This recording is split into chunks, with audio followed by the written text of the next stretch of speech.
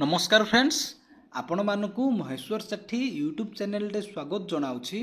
देखंतु आज आमे एई वीडियो माध्यम रे आउटसोर्स कर्मचारी विषय रे आलोचना करिबा।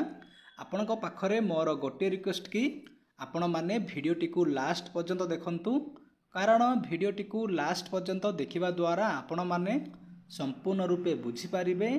जदि आपण आम चैनल को फर्स्ट टाइम पई देखुछंती ताहले वीडियो को गोटे लाइक करंतु, चैनल को सब्सक्राइब करी पाखरे थिबा बेल आइकन को प्रेस करी ऑल नोटिफिकेशन बटन को ऑन करंतु। सब्सक्राइब करिबा द्वारा आपण माने सबुदिन नोटिफिकेशन पाई परिबे। आसंतु वर्तमान वीडियोटी को स्टार्ट करिबा। देखंतु न्यूज़ पेपर रे बाहरिछि बाह्य ठिका कर्मचारी को दरमा संक्रांत द्वंद्व दूर। देखंतु आमर जो आउटसोर्स कर्मचारी को दरमा थिला सेमानकर द्वंद्व दूर होईछि। देखंतु न्यूज़ पेपर रे कोन लेखा होईछि आपण माने देखंतु। एठी लिखा जाइछि जे राज्य में कार्यरत शताधिक बाह्य ठिका कर्मचारी माने आउटसोर्स कर्मचारी दरमा वृद्धि प्रसंग में राज्य सरकार पक्षर चलित मास 7 संकल्प जारी हेबा पर याहाकु नहीं सृष्टि होइथिबा द्वंद्व एबे दूर होइछि। ए संक्रांत रे साधारण प्रशासन विभाग पक्षर गत 12 तारिख रे एक स्पष्टीकरण जारी होइछि।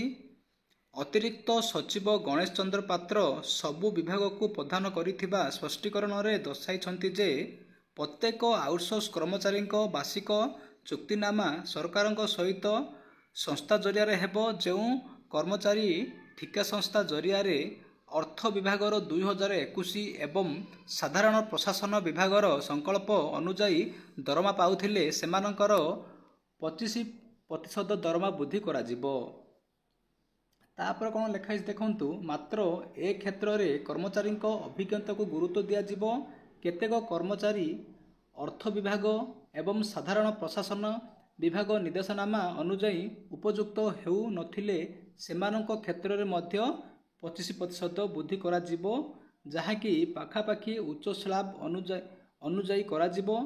एही पारिश्रमिक एनएमआर डीएलआर क्षेत्र में प्रज्य हेबो नाई। संपुक्त वर्ग चाकिरिया पारिश्रमिक श्रम विभाग निर्देशनामा अनुजाई बढ़ाजिवो।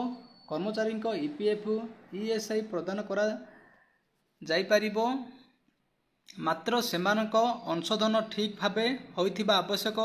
समस्त ठिका कर्मचारी दरमा संशोधन फेब्रुआरी 1 करा जिवो बोली कहा जायछि। देखंतु फेब्रुआरी 1 समस्तंकर दरमा दिया जिवो बोली कहा जायछि, किंतु आपणकर ठीक से संशोधन होइथिबा आवश्यक।